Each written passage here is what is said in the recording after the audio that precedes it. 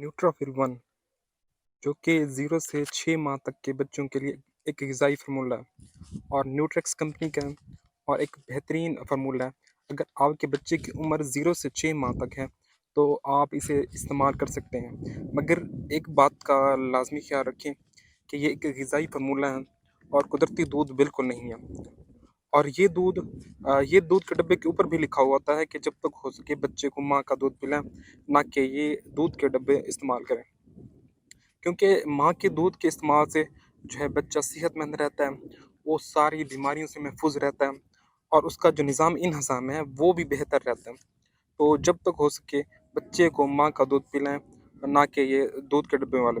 मगर बाज़ औक़ात इस तरह होता है कि जो है माँ का दूध मुयस्सर नहीं होता किसी वजह से जो है कम पड़ जाता है, तो जिससे उसको ग़िज़ाई कमज़ोरी हो जाती है बच्चे को, क्योंकि उसकी खुराक पूरी नहीं हो रही होती। और ये माँ के दूध के जो है नेमन बदल के तौर पर इस्तेमाल किया जाता है मगर इसमें जो भी चीज़ें शामिल हैं, वो माँ के दूध से तो नहीं ली गई ना।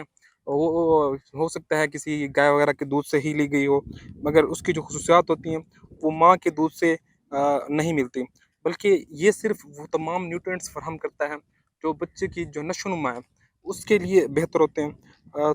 तो ये सिर्फ़ जो है ग़िज़ाई फ़ॉर्मूला है और माँ के दूध के जो है बिल्कुल बराबर नहीं हो सकता, तो इस बात का जो है लाज़मी ख़्याल रखें। अगर हम इसके अज्ज़ा की बात करें तो इसमें शामिल होते हैं जीओएस।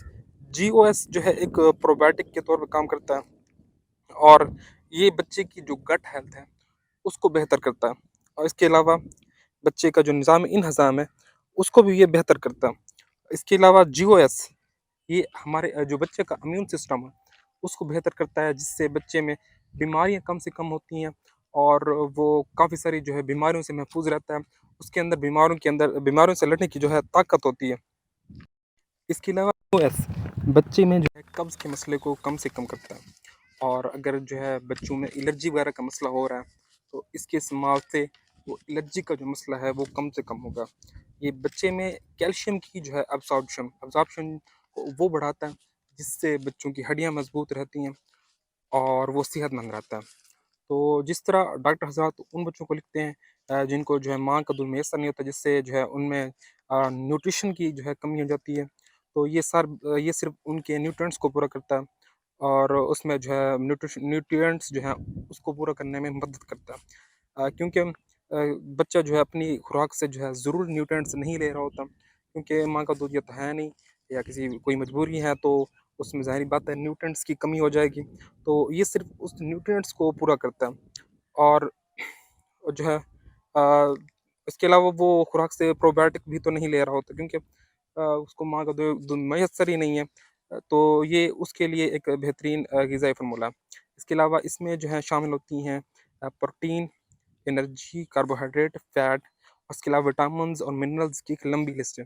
तो जब आप खरीदें तो इसे लाज़मी चेक कर लें।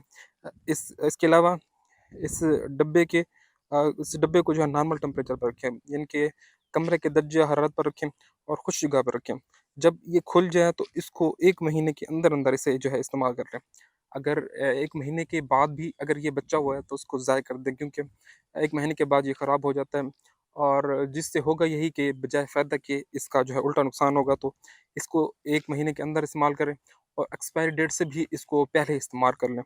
अगर बच भी जाए तो उसको फिर ज़ाय कर दें, ताकि बच्चे में कोई ना कोई जो है मसला ना हो। अगर इसके तरीके इस्तेमाल की बात करें, तो इसकी डोज़ उम्र के हिसाब से होती है। इस डिब्बे की बैक साइड पे एक चार्ट बना हुआ है, उस चार्ट को इस्तेमाल करते हुए ये दूध तैयार करें, जिसमें लिखा हुआ है कि अगर उम्र इतनी हो तो इतना पानी, इतना दूध डालें। तो इसमें बनाएँ तो उस चार्ट को लाज़मी फ़ॉलो करें। इसके अलावा बनाने से पहले अपने हाथों को, बर्तन को अच्छी तरह धो लें, ताकि किसी किस्म का जरासीम जो है बच्चे की सेहत के पर जो है गलत जो है ख़राब असर ना डाले, जिससे उस बच्चे की तबीयत ख़राब हो। इसके अलावा अगर पानी इस्तेमाल कर रहे हैं तो वो उबला हुआ होना चाहिए। 15-20 मिनट तक उबालें, नॉर्मल टेम्परेचर तक ठंडा करें।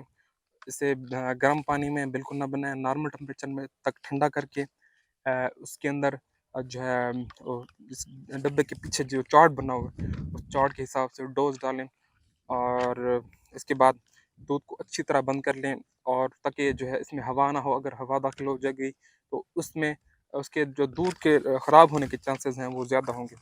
उम्मीद है वीडियो आपको अच्छी लगी होगी। अगर वीडियो अच्छी लगी है तो लाइक, शेयर और सब्सक्राइब लाज़मी करते जाएँ।